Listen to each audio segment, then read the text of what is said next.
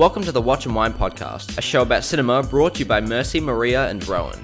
You can find us on Discord for in-depth film discussion and live podcast sessions, or the Instagram account for more film content. Enjoy.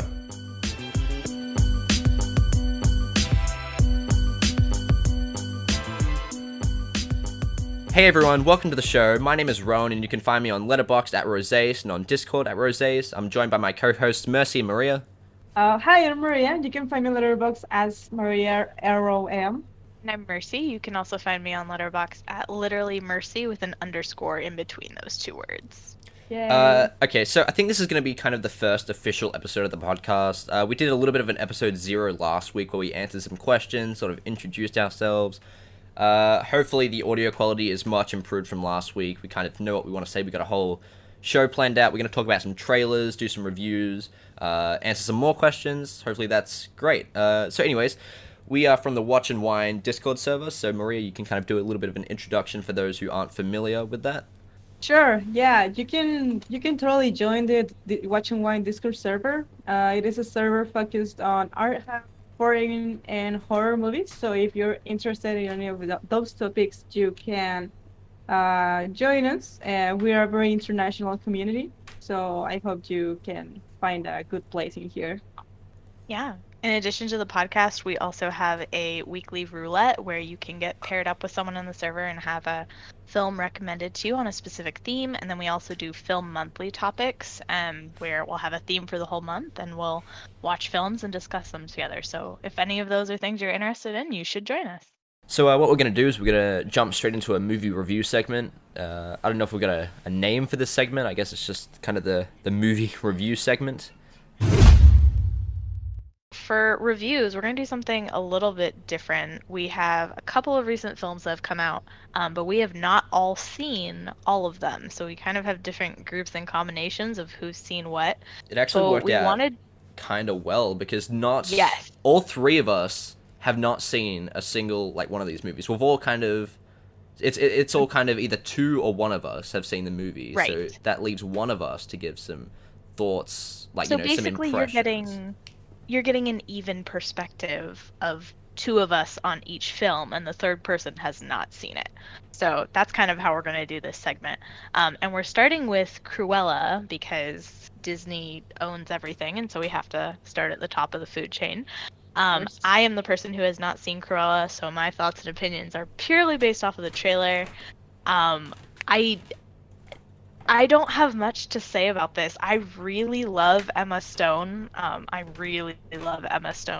But I am struggling with Disney's kind of origin villain stories era that they're in right now. I think Maleficent and a lot of other things that they've done have been great, but Cruella seems unnecessary to me. And I haven't seen 101 Dalmatians since I was really little, but it seems like not necessary to give her a story. Yeah. I mean, I thought her whole thing was just that she didn't like dogs. So I don't know if that needed to be expanded, but I don't know. Tell me your thoughts if you loved it, hated it, if this is something I should invest my time in, because I don't see why I should.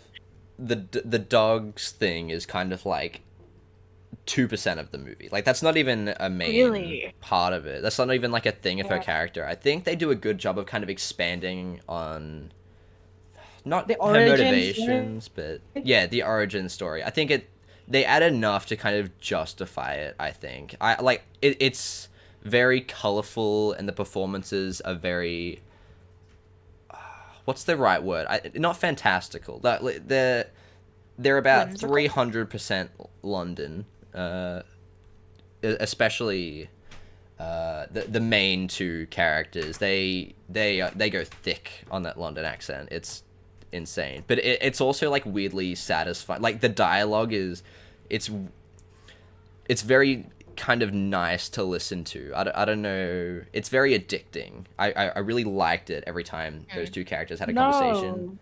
No, you disagree? No, I hated it. It was the horror. I was crying out of anger. Oh no. It was horrible. I was so excited to watch this because I love Cruella and I love 101 Dalmatians since I was kid. So I was very excited, and this movie just disappointed me the most terrible way. Like all this scripting was so unnecessary, sassy, and sarcastic and cynical and dumb. I don't know. It But that was was the just point. It was so much fun. Like they weren't trying to. That was what I liked about it. They weren't trying to make it serious. It was just. It was obviously targeted at like 7-year-olds, but like it was just so much fun. It was just enjoyable. It kind of. What does it remind me of? I'm trying to think of a. It reminded me of like American Psycho, just in the way that his dialogue is, the way he delivers the lines is just so, it's just so bouncy. It's just fun. Not that American Psycho is the funnest movie to watch, but just the way he delivers his dialogue is just interesting, engaging. no way. I think there's a very big gap between this Cruella and this movie from 101 Dalmatians and the 1996 one, because even though the 1996 one was intended for families and kids, it felt solid and very serious. Like you can take everyone serious, and you Is can that have some the respect for the characters. is And that the this Glenn one Close one? is, yeah, yeah. Yeah, I haven't seen that, but And I've heard of this it. one is just childish and super dumb and very exaggerated in every way. They try to be like super flamboyant, exaggerated, liberal. I don't know. I was very Man, mad. I think that Well, so works. That worked for me. my understanding is that they set this, I think, oh gosh, during, I want to say the 70s, and isn't it set kind of in the middle of like the punk rock revolution of that era? So how does Yeah. that setting play in? No, it doesn't really. It just Yeah, kind of Okay. no. the fashion element, like sort of. I think the only way that kind of, it's only kind of in the description of the movie. Like that's not really a Yeah, part of Okay. the plot. Like I was yeah. when I was reading that, I was kind of thinking, oh, but luckily it doesn't focus on that. There was a bit in there's a little bit of a montagey section in the middle that I wasn't a fan of. It kind of does that thing where it skips a couple months to the point where the conflict between the protagonist and the antagonist is kind of already developed through the montage. We don't really get to see Or- that, and that didn't work for me. I don't know how to explain. If you've seen the movie, you know the bit that I'm talking about, I hope. But that, it skipped over the parts that I wanted to see, sort of like how Bohemian Rhapsody does. Uh, No, but apart from that, I found it really enjoyable. no, Anyone it feels else? very 2021 for me. Like it feels very actual. Like it doesn't really feel old or the set in the time that it was supposed to be set. It feels just like they took some social event that is going on right now and just make it a Disney movie uh, with Cruella as an excuse. Yeah, I hear a lot of people comparing it to kind of A Devil Wears Prada and Joker, like kind of as a mixture between the two. I don't really see Joker at all. Like that doesn't. I don't know. Not really. And I haven't seen A Devil Wears Prada, but I have heard a lot about it, and I've seen the trailers, and I kind of get it. But I mean, it's not. I wouldn't say it's a rip off of the movie. It's probably inspired by some elements. I think it's wholly original though. It's very original. Mm, Interested, I think, in how, because when I think of other Disney villains, there's usually something, right, that ties their origin story to the reason to make a film. So, like, obviously, if we're talking about Maleficent, her beauty issues and blah blah blah. So if we were gonna do Ursula, you would have beauty issues there. But I don't see the connection between Cruella doesn't like dogs and therefore she But needs a that's whole movie. I think what they've advertised it as sort of like an origin story, but I don't think it really is an origin story. Like it Okay. technically it's an origin story, but don't watch it expecting to understand her. Yeah, no, beginnings it as is a not. villain. It's a standalone movie. It's just a Cruella movie. In that aspect, it's like Joker. Actually, I can. Okay. Yeah, I agree on that. So I think that's all we. I don't really want to go too far into that. We can kind of move on to the next things we've got on our list. So next is A Quiet Place 2, which Maria has not seen. So Maria, give us a little Yeah. bit of a impression. Well, based on the fact that I watched A Quiet Place, the first part, and that I kind of love hate John Krasinski, I'm a bit.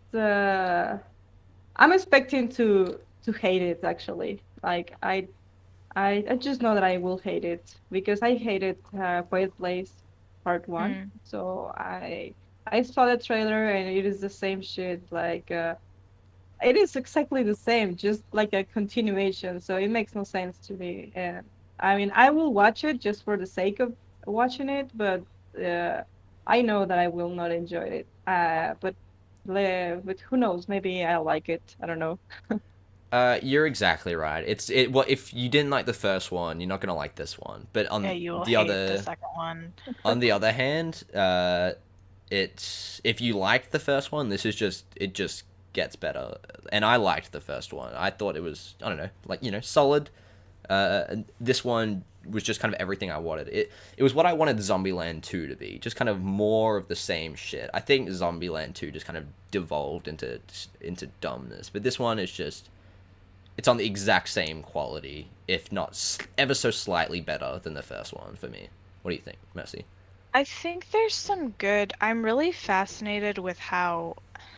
I think if we look back on this in hindsight, John Krasinski is going to come out to be known as a better director than actor. I'm kind of predicting that that's what's going to happen in the future because stylistically, you can tell that he has a really good eye in this film. Like, there's some absolutely gorgeous silhouette shots, and there's some moments when you can tell that he's really kind of figuring out what his directing style is. It's also really rare that we get to have a disabled young woman as a lead who is actually deaf in real life. Like, that is such a cool feature. She's the So best character. there's parts of it that yes, and there's parts of this that I loved, but I don't think that it really, again, with the necessary filmmaking, I don't really see how it adds on to the origin story in a way that just was necessary. I don't know. We barely see Emily Blunt. It's heavily focused on the kids, which is not a bad thing, but it's definitely not the direction I saw it taking. So, what are you talking about? Like the bit in the middle with like the day Just one in general, bit? like What do you mean by I origin? just the whole well, so we don't really get any context for the monsters themselves, right? I'm not gonna spoil things for obvious reasons, but Mhm. like they're so obsessed with kind of ending the film in the same place that the first film ends that you don't really see anything outside of that. It's just kind of it's continued survival instead of, I don't know, I wanted to know more about Learning where the anything monsters more. came from, how they were figuring things out in the process. Yeah. I would have liked to have So seen more of that day one. That was riveting to me. I really, that especially there was one scene in particular where the humans who are kind of unaware of the whole situation, they're kind of struggling to figure out the mechanics of how the monsters work. That there's a whole section there that is riveting to me. I want to see more of that. It's the kind of shit that makes me like so excited for like the third. Like, they're not gonna go back to it, I probably, but if they did, I would. How do I phrase? Like, if there was an origin movie, just all of day one, just from different people's kind of perspectives, I would be all in for that, because that day one section, which everyone's seen in the trailer, I don't think that's a spoiler, but it is so good, and just that whole first act, I think, is really good. Do we want to give some letter grades or like scores that we gave, so we can go back and do Cruella as well if we want, because ooh, that'd be fun. I can tell you what like kind of star rating I gave it on Letterboxd. Let me just bring it up one sec. Right, So for what did you say? Cruella, I bring up my review. Okay, yeah. So I gave it a B plus with 7 out of 10. For Cruella. So and for A Quiet Place, I think I did A minus and like 4 stars. So that should give you an idea of kind of, what I thought of it, how I enjoyed it. I keep meaning to write about A Quiet Place, so I TBD on a rating. It's probably going to end up being like, I think 3 or 3.45 stars. But I need to think about it a little bit more. Yeah. I gotta put it lower than the first one. So something none of us have mentioned, I just realized, is Cillian Murphy, who I think is very perfectly cast in this. He's very good. Yes. There's not really much to say without spoiling, but he's really good. He fills the John Krasinski shaped hole in the movie for me. There's a lot of really Maria, good. What? Sorry, I'm done. I was gonna say, do you have a Cruella rating? Yeah, I do. It's just 2 out Okay. of 5. Ooh, low. Like 3 out of 10. I don't know. Okay. So is that like an average of like, what's that an average? It's got to be like 4 out of 10. 3. Yeah. I'm not sure. Let's just move on to the next one, which is Bo Burnham's Inside, which came out very recently, I think, just like a week ago. This last weekend. Yeah. So me and Maria have not seen this one. Seems to always be Mercy on our own, but me and Maria have not seen Inside. So Maria, do you have any kind of impressions on Inside based on the trailers or what you've heard? What do you think about it? Maybe not. Okay. Well, am I muted? You losing? Maria? Yeah, I don't like comedians. What? No, you're Okay, not. sorry. I don't like comedians, so I don't really have anything to say about that. I won't watch it. I know that for sure. So I don't want to be part of that. Wow. Fair enough. Well, I haven't seen much of Bo Burnham stuff. Kind of the extent of what I've seen of his work is things that my media teacher has shown me clips of. I saw the Straight White Man song that he did, which I thought was pretty funny.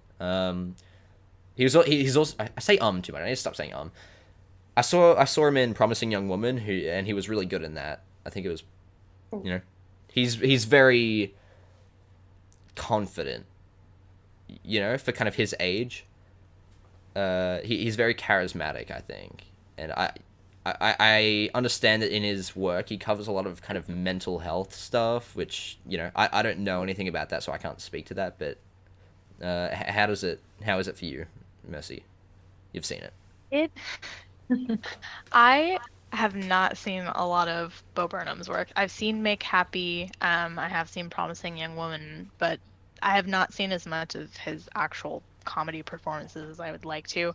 I think what's really impressive about Inside, frankly, regardless of your opinion of him, is that it's over the course of a year, a single person who created from writing, producing, cinematography, editing, directing, like composition, performance. He has done everything, and that's such a work of talent that I think it can't be underestimated. It reminds me very much of like Taylor Swift producing an entire album during quarantine. Just the fact that someone was able to take this time and in a state of vulnerability document the creative process and still produce something, even if he doesn't feel particularly proud of the end product. Maybe he does. I don't think it's particularly clear at the end, but that's so impressive to me that he is able to do that. And so for that alone, it's incredible. But it's also, Bo Burnham is incredibly self-aware. I love how cynical he is. That's kind of, I think, what makes his comedy enjoyable. He plays at himself with how ironic and ridiculous he can be, and I think that that's kind of enjoyable. And the exploration of mental health and loneliness during COVID and quarantine, and just this idea of being trapped inside your own head but also inside a literal physical space, and kind of embodying that through art and performance is, in my opinion, not to be missed. I think it's a really unique piece of work. what rating did you give it? And while you kind of bring that up, I was going to say something. Yeah, the kind of impression I get from Bo Burnham himself, like he seems, like you said, as a very self-aware person. I know Maria, I think you disagree. I think you saw maybe a clip disproving that, but from the clips that I've seen personally, he seems very kind of, like you said, very aware of his situation and his kind of position in society, like, and everything. So yeah, that's that's what I've seen of him personally. Yeah. I don't think I like him. No. Okay. Yeah, I you'll think have you to. should watch it for the art perspective and not Mhm. necessarily for entertainment. Just I don't know, because I think too for anyone who feels like maybe they've squandered a lot of their like creative potential during COVID, it's such a just a display of someone who really struggled through a creative process and produced something just out of vulnerability and put it out into the world, and that's really evident through a lot of like the transitions that he does in between pieces of how much he's wrestling with this creation process. So Yeah. as a creative, I appreciate that a lot too. I mean, I can, if you're talking about that, I think I can relate to this because, I mean, this server was created during quarantine and I was Yeah, in that's depression true. and stuff, and I'm a designer, so I'm creative. So I was just bored and depressed, and I was like, hey, I want to watch movies because I watch movies all the time, so why not I met watch them with Maria some, through another yeah, Discord server I made, kind of for streaming yeah, movies. That's long dead, unfortunately, but kind of I think the spirit of that has been revived in Watch and Wine. yeah. So yeah, we can probably move on from that to Army of the Dead, directed by Zack Snyder, which I think has been shit on by almost everyone. But yeah, Mercy, you haven't seen this. Again, it's Mercy on her own. So I Which know. one? what are your first thoughts based on the trailer? What you've heard? What do you think? I'm I'll start out by saying, regardless of what you two say, I don't think anything can incentivize me to sit down and watch this film. So That's a just good idea. throwing Don't. throwing that out there. Um, I I have not seen the trailer since it came out, so I don't even remember a lot of the plot context that they gave away. But I guess a couple of things that stood out, they have something like a zombie tiger. I remember that, and I remember being frustrated because I'm getting a little bit tired of the zombie trope, and they kind of try to, every film wants to put a unique spin on the zombies, right? Like, oh, they're smarter than everyone else, or like warm bodies, they can fall in love, or I recently watched Pontypool and like it's a sound thing, whatever. So it was another instance of I don't see what this is going to offer that's new to the genre, because it seems like some tired cliches of what we've seen before with the undead. So Just what you said about trying to kind of reinvigorate the genre with something unique and kind of different to what everyone else has done before. That's the whole fucking movie. That's all they do. It's so annoying. I agree totally. It is infuriating. Every single zombie you like. Oh my god. What you said, it encapsulates the whole movie. That's what they do for everything. There's like a queen zombie, and like something like if you kill the queen zombie, you have to give like an offering or some shit. It's bonkers. It sucks. Yeah. I think I gave it like Wow. a 2 out of 5, which has to go fucking down. I gave this movie about 70% of my attention, so I can't like I wasn't sitting there, watching it intensely. But I wasn't even gonna watch this movie, but it was just sitting on number one on Letterboxd and Netflix for so long that I figured I was gonna miss out on some references if I don't get on this. So I sat down to study, put it on my TV in the background, just kind of, saw what the whole big deal was. It is so bad. The zombie tiger, surprisingly, is the best part of the movie. It has this one Mortal Kombat like kill at the very. The one thing I will say is there are some moments of gore that I really enjoyed. You've seen the it. gore. Yeah. That tiger. There's a tiger kill that is near the end that I like. My jaw dropped. It was so good. You know what I'm talking about? And there's also one Yeah. in the helicopter near the very end. Oh yeah, yeah. The gore is kind of cool, but The other gore than is that, good, it's just pointless. but it takes so long to get to that it's just not worth it, and it's so long and dumb. And Zack Snyder records everything in this dumb, shallow focus. Like everything is blurrier than it's like trying to watch a movie underwater. Like you can't see shit. There's like a small box in the middle of the screen that you can actually see in focus, and everything else is in slow mo, yucky Zack Snyder shit. I hate Zack Yeah. Snyder, and this is, ugh.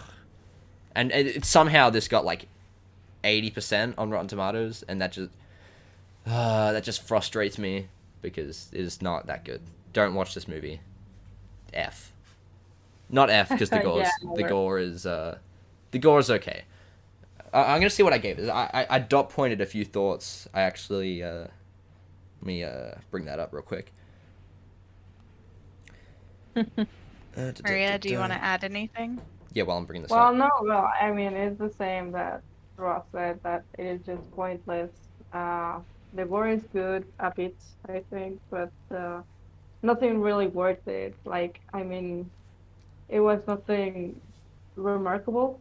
Well, maybe the only thing that made me actually laugh was that, I mean, this is not a spoiler, but the whole movie is about that these zombies are in Las Vegas and stuff. So Right. uh, the U.S. government obviously drops a bomb in Las Vegas to destroy everything. So there's no more zombies. But then there's this guy who gets into the plane because he wants to get away from everything, and he's going to Mexico.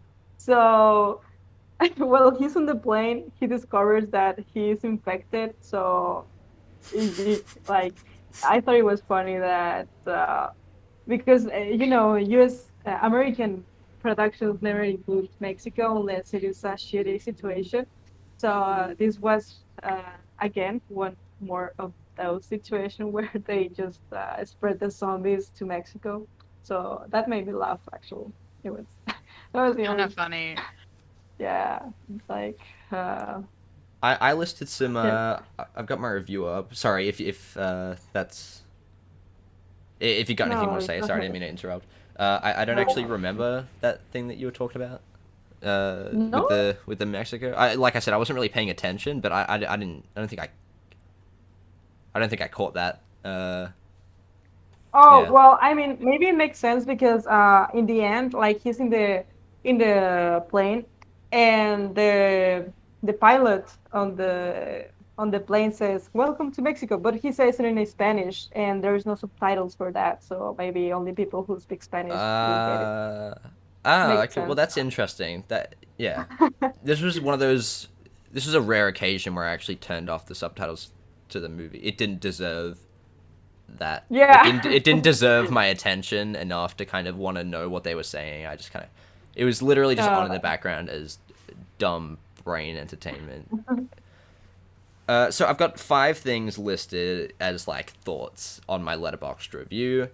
So number 1, the opening title font is fucking awful. I hated it. It was some pink cursive, almost like Drive, but over like nothing. Like it was. He was trying to be cool and clever and quirky, and it didn't work, and it looked shit. It looked like a PowerPoint I made in grade 3. Um, Nothing here is really real. I kind of already said all this. Another thing I want to add is that they played Zombies by the Cranberries at the very end before the credits, and that made me want to like die inside. On brand. Not no, it doesn't deserve it. It's a good song. This movie makes me want to throw my TV in the bin because It's too early to predict worst films of the year. no, it's So not. This is the worst film of the year. you have not seen The Woman in the Window though, which is our next one. Oh shit. Okay. So oh yeah. I'm curious to know your thoughts on that before we make a worst movie of the year call in June. Okay, so I'm the solo on this one. I have not seen Woman in the Window. That was gonna be like on my list, but I had a brief phase where I was going on the popular this week kind of list on Letterboxd, and I was kind of watching it to keep up to date, and that's why I watched Army of the Dead, and I watched a bunch of stuff following that list, and then I got to A Woman in the Window, and I'm thinking, no, I don't want to fucking watch this, because like I thought if I watched Army of the Dead, then maybe I'd have some sense of satisfaction that even if it was bad, I kind of know that I'm kind of up to date. No, I didn't get any feeling of satisfaction. Instead, I wanted to die. So I decided not to watch Woman in the Window. I watched the trailer instead. It looks like... correct me if I'm wrong. Is it just a Rear Window ripoff?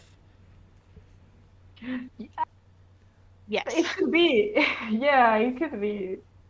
So, I mean, it is just like they try to remake Rear Window, but with a lot of actual, uh, like, I don't know, 2021 circumstances and gaslighting and so much stuff like that. I don't know. But the yeah, cast I is can. so good, though. Like, I just... It is. It's How a is it great bad? cast. I have not read, Maria, I don't know if you've read the original novel. I have not read it, so it's hard because I don't know if the story itself is this bad.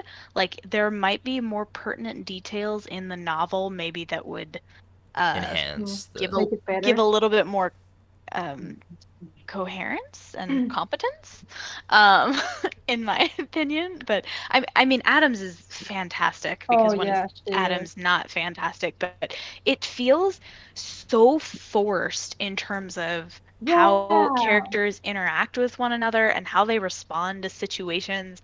And in some ways they're almost, I guess, formulaic because there's kind of like a single defining quality for each of them, and you don't really get to know any of the characters beyond that single quality, which is frustrating because it's a mystery. I think that there's ways to Amy Adams' character, her whole thing is she's, oh gosh, what is it? Agoraphobia? Agoraphobic. Agoraphobic? Yes, so she doesn't go outside, which is fine, right? Because I think you can make a compelling story around how that single quality defines every decision that you make, every interaction that you have, every relationship that you have. But it doesn't explain a lot of her motivation for, it's hard to talk about this without giving a spoiler, so I'm gonna try not to spoil anything, but it doesn't explain like past decisions that she made or the way that she interacts with people who come into her home necessarily. So even though Adams is fantastic, her character's decisions just oftentimes don't make sense to me.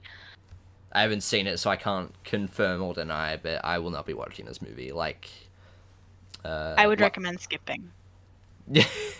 yeah, like This is you a for skip. Army of the Dead, there was nothing that could make me watch this movie. Nothing makes me want to watch it. I could just go back and rewatch Rear Window and have a great time.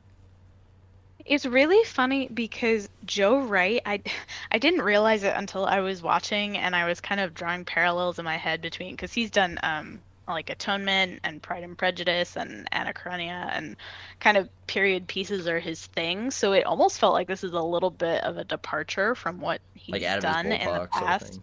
Yeah, so I thought that that was really interesting to see parallels in his filmmaking, but yeah, it's just Uh, it's have you seen Girl on the Train? I haven't. Oh, by the way, I'm muting Okay. Maria because I think there's some background noise. I think Maria said she's going to be right back. Am I wrong? Yes, Okay. correct. Let me know when Maria's talking so I can unmute her. One of the listeners in the comments is saying that it had pretty heavy reshoots after testing terribly, and does that make more sense to you having seen it? Yeah, because that probably means that they tried to rewrite some stuff that didn't make sense and it still doesn't make sense. Right. Okay. Fantastic. Well, what did you okay, well I'm going to unmute Maria cuz she's back. What did you guys She's think? Like back. what rating would you give this movie? Which movie? Woman in the Window. We're still talking about it. Oh yeah. 1 out of 5. I put it 1 out of 5.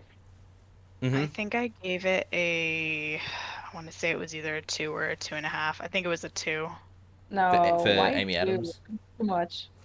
My 1 and 1.5 is reserved for stuff like Human Centipede, so I Dick shot. gotta, you know. No, how? Human Oh, we could talk Centipede. about The very first Human Human Centipede Centipede. is very dark The and second and frightening. third Yes. one deserve all the half stars, but the first one is at least like a 2 out of 5, right? Like it's not that bad. It's I put it at 3, a 3 out of 5. Oh my goodness. obviously It it's was the disgusting. Like original. once you get past the disgusting concept, it's not poorly made or anything. It is Yeah. though. It's not a cohesive plot because the entire plot revolves around the fact that it's meant to horrify people. But the Like, it's production not. is great. That's But what you horror don't movies are supposed to understand, like, do. I don't understand the doctor's motivations and all of the. No, no, no, no. No, Well, but that they all have of it kids. that all of that comes down to the concept. And like I said, if you ignore, not ignore, but if the concept, if you're sold on the concept, and when I say sold, I mean not repulsed by it. You can understand this is a fake movie and it's just a scenario that they're putting these situations in. Like it's just it's a gross scenario, but it's well made around the scenario. I don't know how to explain it better than that, but I hope you kind of know what I mean. I stand by Human Centipede being bad. I stand by It's that bad. opinion. I'll Oh, hold it's bad. It's like it's shit. No pun intended. But I think But we've Yeah, talked I about agree. Human That's my Centipede. take. I think we've dedicated No, far I too like long it. of this podcast to talking about the Human Centipede. I mean, it this would kind of movies that. All right, yeah, let's go on. Yeah, let's move on. Okay, so our next segment, we're gonna do something I dubbed as trailer talk, where we're just gonna look at a couple of new trailers and just give our general thoughts on them. Same as the last segment, pretty much, but with stuff that no one's seen. Just fully. Just our guess as to how good it's gonna be, our general thoughts. We know just as much as you do for this. So the things we've got listed for today is Old, directed by M. Night Shyamalan. How do I pronounce that? Is that right? Your guess is as good as mine. Yeah, I know it's M. Night Sh, but I don't know how the Amalon. I don't know how that. Anyway, so Old is it takes place on sort of a beach, and it's a family that stays on a beach, and when they, I don't know, like when they run away or something, they start getting older, like rapidly, and like the kids start turning into Alex Wolff and Eliza Scanlon from Little Women, and like one of them gets pregnant, and then the baby starts like growing inside of the womb or something. Some pretty crazy shit. What did you guys think of the trailer? What did you guys think of the concept in general? Thoughts? Well, based on all his filmography that I didn't love, I'm excited to see this one just to see how it comes. I mean, I don't plan on watching the trailer because I don't normally watch trailers and I don't want to spoil anything nor come with an idea of what I'm gonna get with this movie. But I'm gonna watch it and I'm a bit excited to see something fresh from this director after all his The Sixth Sense and Unbreakable and Splits. So. It gives me. I'm almost certain it's not going to be as big or as kind of thematically rich, but it gives me Us vibes. You know what I mean? Like Mercy, you've seen the trailer. Do you kind of share that opinion? What do you think? This is one of those trailers where I think I watched the entire film in the course of 3 minutes, and so I actually don't have a lot of interest in it. It's in my watch list. I'm saying that, and I will probably see it anyway, but I don't find anything mysterious about it in terms of, because the mystery, right, is like, why do they get old on the beach? Oh no. But there doesn't seem to be anything in that that's attractive to me. But personally. I didn't really think that was kind of the main point. I don't think it's kind of how or why. Why is this happening? It's more like, how do we deal with it? How do we not die of old age or whatever? Like, it's more of a how do you escape this situation? That's more what I'm interested in. Like, how do you reverse it or deal with it?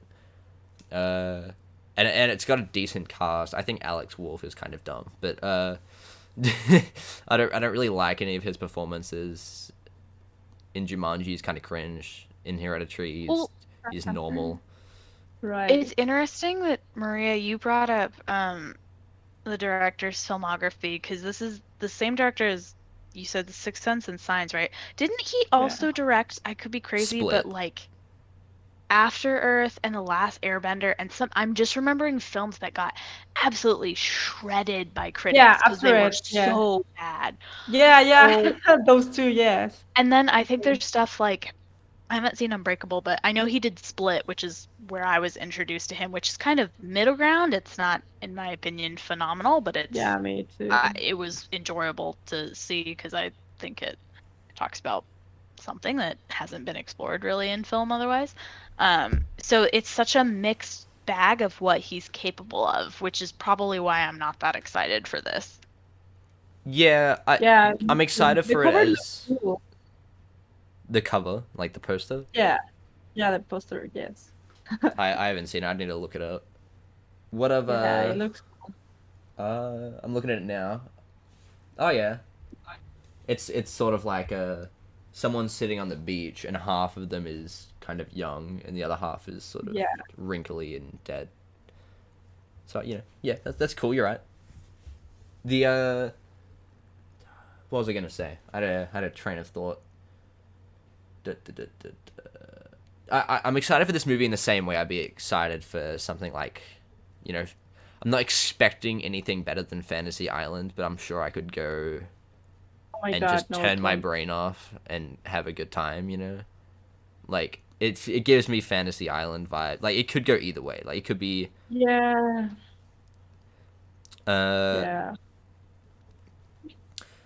Yeah, just looking at his filmography, I don't remember it being this bad, but man, there's like 2 good movies in here.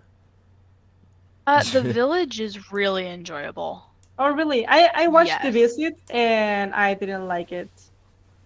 Well, the Village is the dystopian one. Well, dystopian. Yes. And then The Visit is horror, right? Isn't that the grandparents one? Yeah, the grandparents. Yes. Okay. I have not seen it.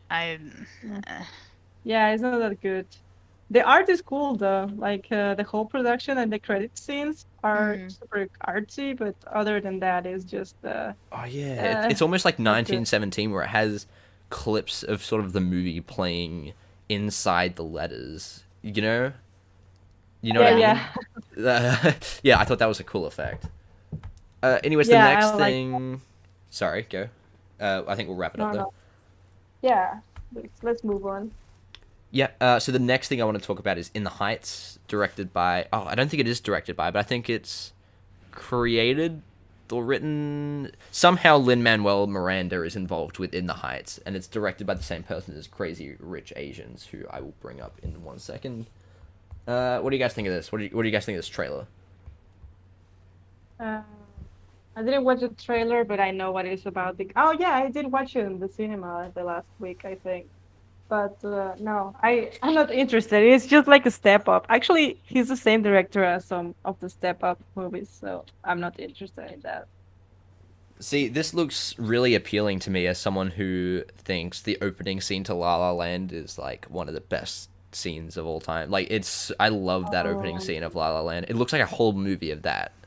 Like, it looks like that in the same way that Ben Affleck took that beginning scene of The Dark Knight and made it into the town. I think that's what they're going to do. And it's got really good reviews so far. So I'm excited. I'm pumped. Like, this is a movie I could totally go see with, like, my whole family or my girlfriend and just enjoy myself. It seems like a good time. Mercy, what do you think? Just really an experience. I don't have any opinion on this one. I know that's shocking because I have opinions on everything. But I don't know. I'm a little bit more interested. This is not the topic of conversation, but I'm a little bit more interested in seeing Dear Evan Hansen, the film production of that, as opposed to this. Fuck But off. I honestly, I had not heard of this film until you brought it up, Roz. So I have complete ignorance of She's it. bringing this up because I shit on Dear Evan Hansen, Yes. which has to be the Yeah. dumbest concept for a movie I've ever seen in my fucking life. I don't even want to talk about it because it's like a sensitive topic, and I don't want to accidentally like say something offensive or like triggering. But like, yeah, how do I go about this? Do I say it? It's about. He's You're a Evan guy. I think Hansen? he's got. Yeah, I think he's got like anxiety or something. Is that what he has some kind of issue that he's talking to a which guy? therapist about? Oh, okay. The main I was like, are you character. talking? Okay. Evan. He's talking to a therapist Well- for some reason, and as a coping mechanism for something, one of his tasks is to write letters to himself, sort of dear, I don't know, like how he wishes he could be or something. Dear Evan Hansen. He's talking to So himself. this is the same director as The Perks of Being a Wallflower. I like that movie. Oh god, my friend is obsessed with that. Anyways, someone, I haven't seen the trailer in a while, so I could be wrong, but I think someone steals his letter, and then commits. Okay, trigger warning.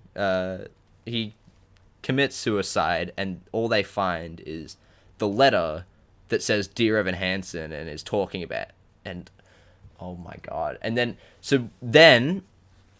Evan Hansen is forced to pretend like he was this guy's best friend, even though he's like Evan Hansen is like a loser. Like doesn't he have like no friends or anything? Like he's unpopular, and Yeah. I don't remember. You're doing a. I don't you're remember the doing a plot. very- I think that's part of the issue here, though, is that the plot is not strong enough to carry the weight of the themes, and that's my biggest issue with it. But there's some stunning musical work in here. Like Waving Through a Window is incredible, and there's But the then content is so music dumb. fantastic. It's man, the plot is just, it seems so dumb to me that I don't want to take it seriously, but at the same time the movie is telling me I have to take it seriously because of, like you said, it's not strong enough to kind of carry how heavy the themes are in this movie. And if this movie turns out to be good, I'll eat my fucking hat. It's gonna be bad. You watch. It's gonna be one of those movies that all the Riverdale fans think is like The Godfather. Riverdale fan. It's one of those movies like 5 Feet Apart, where everyone will think it's the holy grail of good movies for a whole of 2 weeks, and then they'll move on to another sappy. Feels like very cash grab and Hollywood. Like, Yeah, oh yeah, it's we know. playing off that. Yeah, playing with emotions. Like, oh yeah, we know you feel like shit, so give him the money, you know? Yeah, I read comments under the trailer. It's like tagging friends, like we're gonna bawl our eyes out in this movie. It's like, are you really, like, like Okay. that's what they want, like I'm trying to say this without sounding insensitive to the actual issue. It's not the issue I'm trying to. It's the movie, right? Like that. I am I making that like clear enough? Because Yeah. I'm not trying to say raising awareness for suicide, kind of like, that's not what I'm trying to bag. Yeah, Just it watch is a this movie. trailer. You'll know what I'm talking about. It's the same way they did. I brought up 5 Feet Apart a minute ago. Like they do kind of the same thing. It's like they. They Sorry, Oh, go. go ahead. Go. Don't worry. Oh, I was gonna say, it's a really fine line to walk, especially when you're speaking about mental health in the lives of teens and even young kids, right? And we're coming out of COVID and isolation and quarantine, and I think that we need to do studies in the near future on kind of the impact that that's had on everyone's mental health. But it's a fine line to walk in. How do we discuss these topics and give relatability and complexity to it, and instead of ignore it, to acknowledge, and not minimize all of these different issues. And I haven't And seen. Sorry, thought you were no, finished. go ahead, go ahead, go ahead. Okay. The Charlie Kaufman came out with that movie.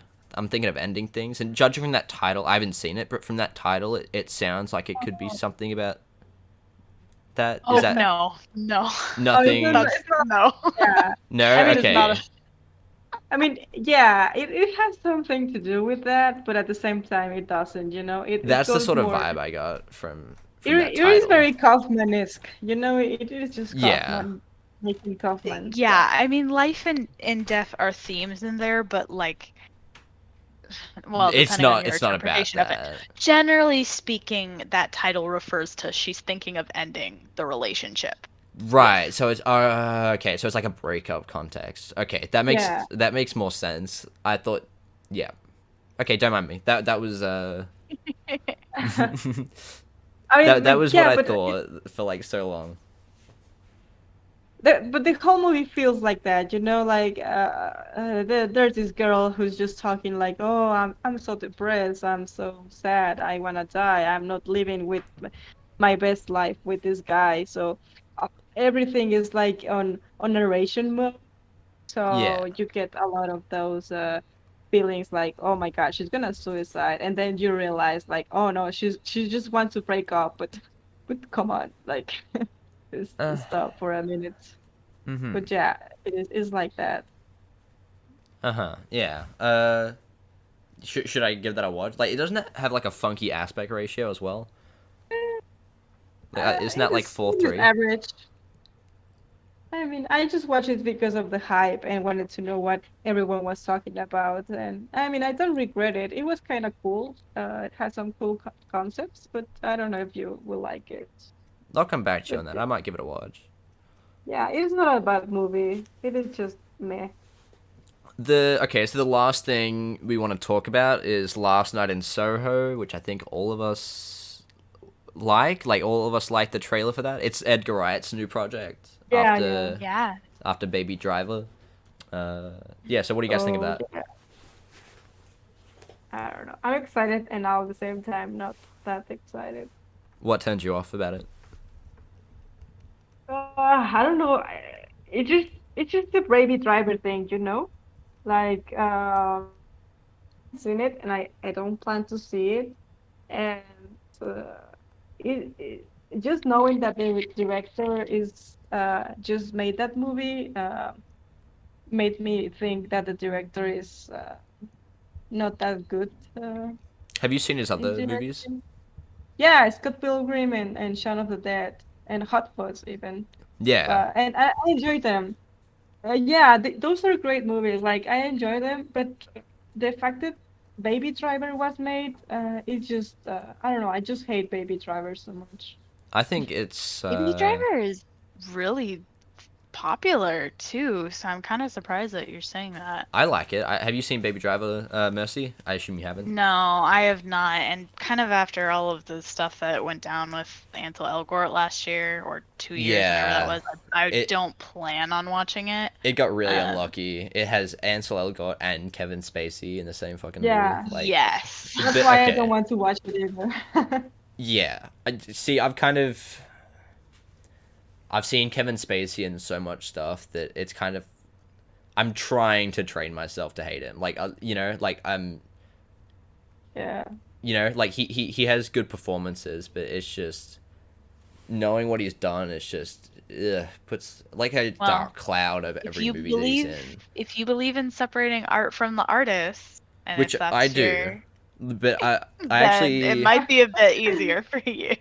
I spoke about that in an oral presentation for my school about kind of what line we should draw. Kind of like what my point was, if you're watching it for that person, like in support of that person, like for example, like a Woody Allen movie, like that shouldn't be okay. Like, like if we're watching it Yeah. in celebration of someone, then I don't think that's very cool. But I don't think it's. I don't think we should shit on movies like Seven just because of one cast member who did some shitty thing. Like, you know what I'm trying to say? Like, Yeah, I think yeah. Yeah. I think you should be I quote unquote allowed to enjoy those movies, even if you feel disgusted by these individuals, which rightfully so, they suck. Like, no, is that? I don't want to be controversial if that's. No, I think the same. I mean, not the same, but I also have issues. I mean, my favorite director is Lars von Trier, and he's an asshole. I know. Mm. And I can say that I'm a feminist, and I mean, I don't love him as a person or as a man, but I like his movies, and it is sometimes hard for me to say, oh, I won't watch this because he's done that. Because, I don't want to be hypocrite with myself either. Because, I mean, yeah, I get into those situations too. Anyways, I kind of wanted to talk more about Baby Driver because I really enjoy it. I think it's, I would say it's one of his, like, it's one of those movies that if it was in any other director's filmography, it would be one of their best. But being Edgar Wright, it's one of his worst just because his batting average is so high. Like, you're comparing it against Hot Fuzz and The World's End and stuff, which are so good. But anyway, Baby Yeah, Driver Shaun is of one of the those. It's one of those. It's like a gift that keeps on giving. It's like just when you think it's gonna start getting worse, it doesn't. It just keeps getting better. And there's a third act with John Hamm, and he just goes like ballistic. It is just a bunch of fun, and yeah, I really enjoy all of the moments that happen in this movie. There's a lot of good action, and especially the way he syncs his scene to music and kind of puts text on the screen. Yeah, if you've seen it, you know what I'm talking about. I really enjoy how creative and bombastic it sort of is, in the same way that I enjoy. Maybe that's just a thing that I like. I enjoy Cruella just because of how crazy it is, and it's just so much fun, and I just enjoy it. I'm trying to think of other movies like that. Like Edgar Wright's whole filmography is like that. It's just crazy fun. Mm. Maybe that's just stuff that I'm attracted to.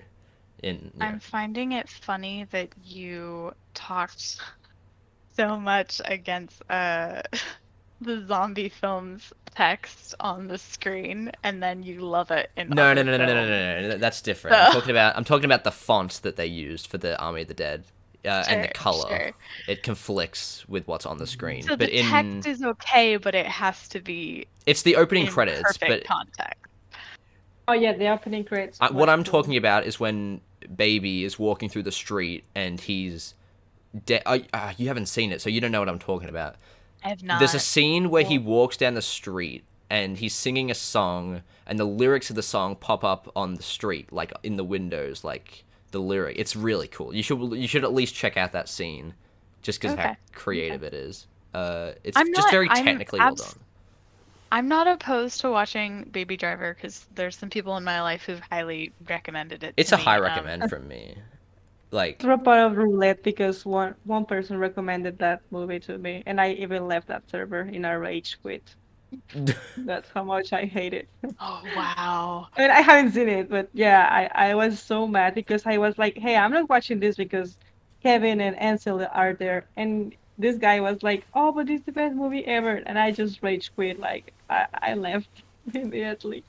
I'm saying, like, a movie as a movie, it's good, but it's hard sometimes to watch, just because what we know now. There's also this girl that I hate so much. It is called Eiza Gonzalez. She's Mexican, and she's like one of the most hated women here in Mexico because she's such Is she one of the crew? bitch. Yeah. I don't remember, but yeah, Yeah, maybe she's it's just an unlucky cast. This movie is. yeah. No, she's one of the leads. Like she Yeah, was. they It was have a a good whole. thing. She's Monica Darling. Oh, yeah. Well, Monica I haven't seen it Darling. recently enough to kind of. Mm, I but reckon you yeah, should give it a no, go, just to no, I just to cannot watch that bitch. ignore. I hate her. I hate Y- everyone in that movie. If you Except replace uh Angela Elgort with like a Ty Sheridan or like a Miles Teller, and then you replace Kevin Spacey with like, I said Miles Teller, but I think Kevin Spacey could easily be replaced with J.K. Simmons in this movie and be fucking awesome. But that movie would be great. That would be like a solid 8, 9 out of 10 movie. So if you can forgive, not forgive, but if you can forgive like the movie for its crappy cast, then you can get some solid entertainment out of Baby Driver. yeah, Anyway, we're maybe, supposed to be talking maybe. about Last Night in Soho. I didn't mean to Yeah. derail the conversation. What do we all think of the trailer? If no one has anything to say, I've got some thoughts because I really, really love this trailer. I like the colors and the music. There's this, I don't. This probably won't show up in the movie as score, but you know that tune. It's like dun, dun, dun, dun, dun. Like it's just so perfectly ominous, and I just love it. It just fits. And Anya Taylor Joy, uh, is great, and also it's got the girl from Jojo Rabbit who I really enjoyed in that movie. I haven't really seen Yeah. anything. I haven't seen anything else from her since or before Jojo Rabbit, and yet I'm She just was from hyped. The King too. Oh really? Yeah. She was With in the game. No, the King. With Timothée Clement and Robert Pattinson from Oh 2019. yeah. Okay. Well, Yeah, yeah, she I was haven't seen there. that. Is that the one with Henry Cavill as the white-haired guy? Oh, mm, No, that's The Witcher. no. Oh yeah. Yeah, Yeah. No, this is like an historical movie about some war in France or something like that. true. It is good. Not It seen is it. good.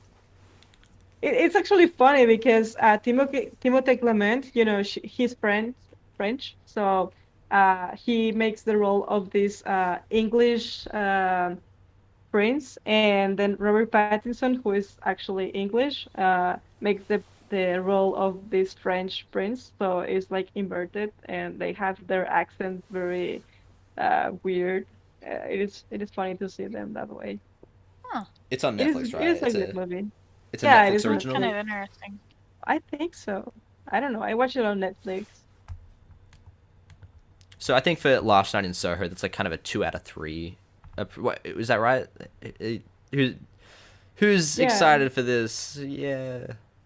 Oh I yeah, I'm excited. Excited? Yeah, I'm excited to it's been a while since I've seen Matt Smith in something that has so much potential, so I'm excited for his role too. Is that the Um, Doctor? yes, Doctor Who. Yes. Yeah, yeah. The Yeah. last time I saw him Who was Terminator Genesis. yeah, he's done a couple of kind of random films, like he was in Pride and Prejudice and Zombies and yeah, Terminator. I think he was in Morbius. I'm trying to remember. But he hasn't done anything super super big since Doctor Who. So, I really hope this movie is a hit, like just in general, because I feel like with Scott Pilgrim and with Baby Driver, if this is a hit, this would kind of complete his trifecta.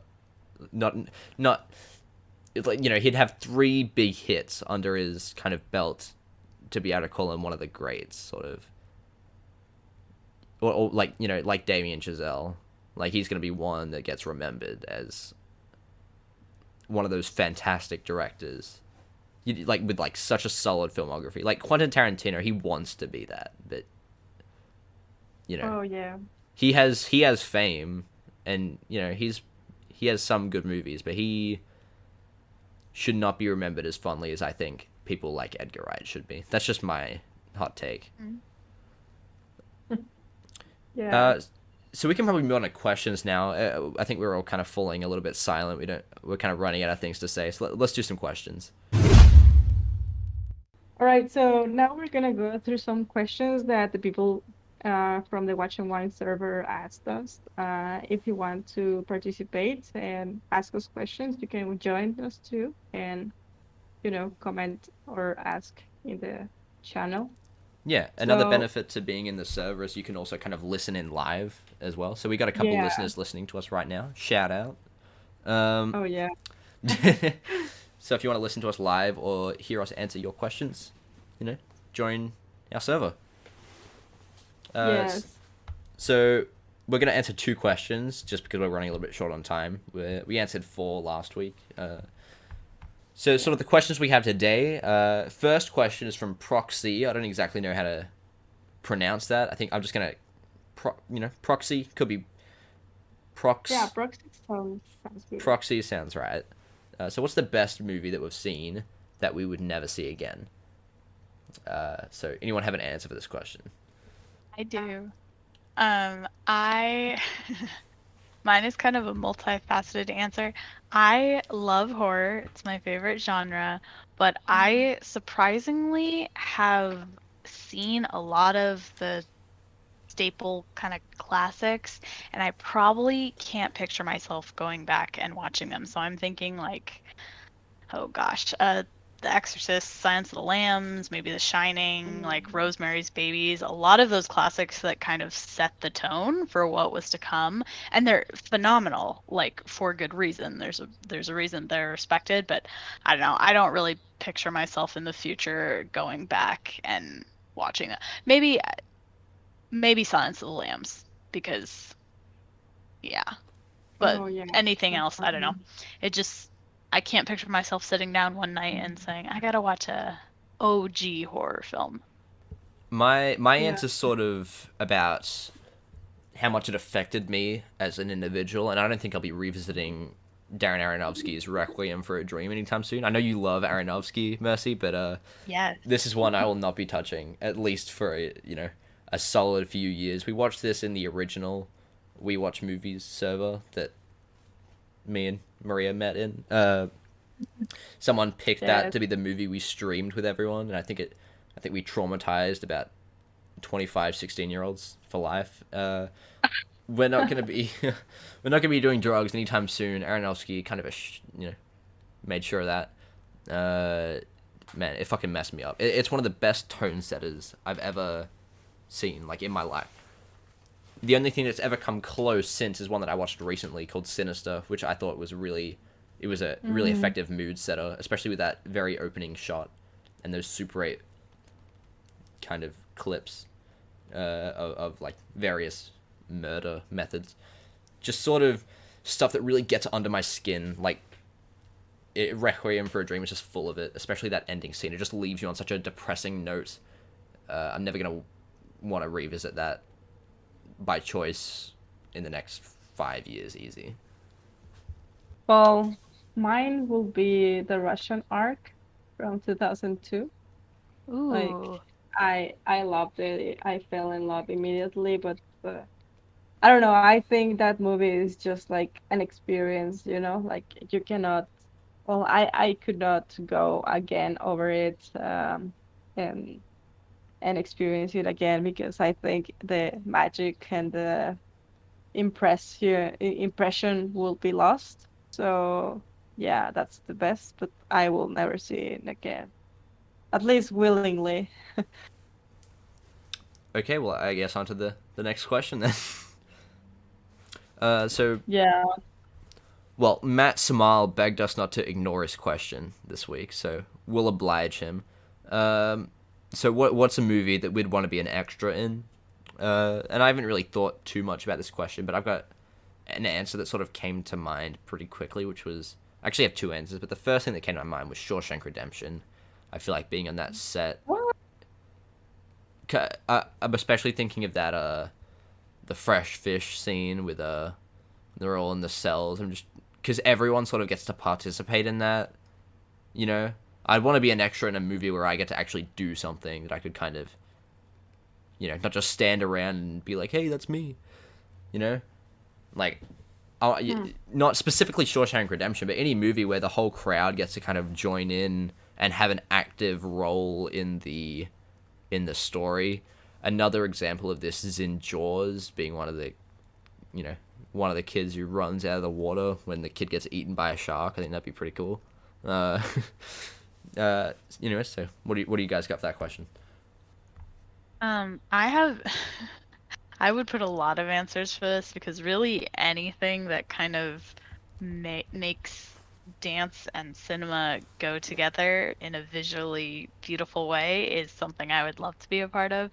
But I just last year, actually, I can't believe I had never seen it before, but I saw Bob Fosse's All That Jazz, which is from the late 70s, and it is the embodiment of everything: choreography, story, just absolutely in love. So it would be so fun to be able to be a dancer on that set and just kind of be a part of his work, not just for him as a dancer and a choreographer, but also for him as the director.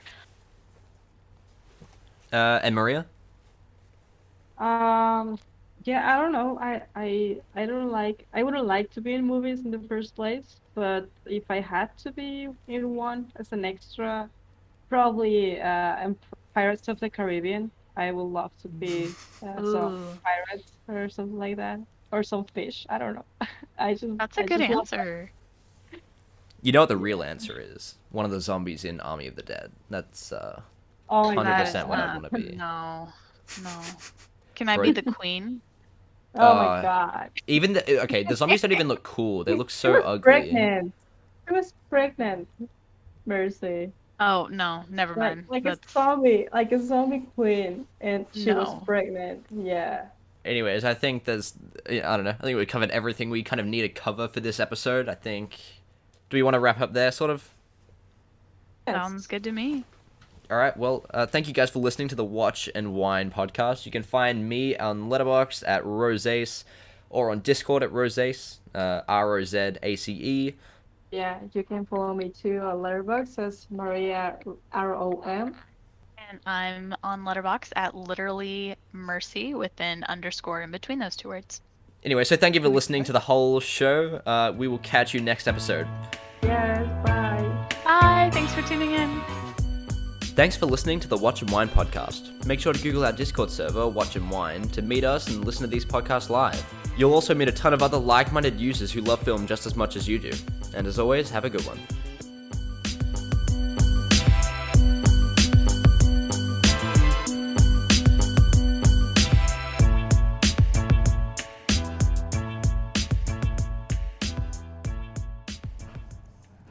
I might do a bit of an editing after show just because, I don't know, I feel like it. I got a few notes I want to add.